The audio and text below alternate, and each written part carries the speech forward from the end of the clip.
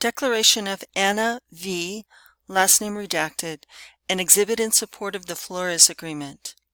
I, Anna V., declare under penalty of perjury that the following is true and correct to the best of my knowledge and recollection. My date of birth is April 7, 1992. My daughter's name is, name redacted. She is 6 years old and was born on August 4, 2011. My daughter and I are from El Salvador. I left El Salvador because I received death threats because I am gay. The same people who threatened me beat one of my transsexual friends to death. I was scared they also would beat me to death and would harm my daughter. My daughter and I presented ourselves at the border about 50 days ago. I believe that it was on or about May 4th. We were taken to a dog pound. The dog pound was overcrowded and there was nowhere to lie down. We could not sleep while we were there. In addition, the dog pound was so cold we were shivering. The guards at the dog pound yelled at me and called me names. The guards called me and my daughter lazy and kicked me with their boots in order to keep me awake so that my daughter and I could not sleep. If the children did fall asleep, the guards would wake them up.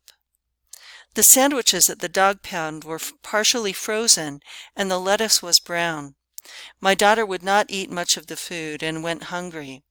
I also was hungry because the food I was forced to take was frozen and bad.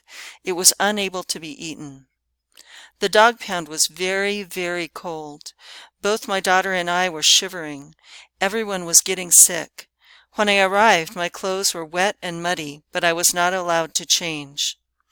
My daughter and I were allowed to shower only once in the 5 days we were at the dog pound. After 5 days, my daughter and I were taken to Dili, where we have been held for 45 days. Both my daughter and I got the flu at Dili. I am still sick, and my daughter caught chickenpox about 8 days ago, even though she received the chickenpox vaccination when she was here. My daughter and I cannot get access to adequate medical care at Dili because the lines are too long. Today I stood in line for 3.5 hours to receive my medicine.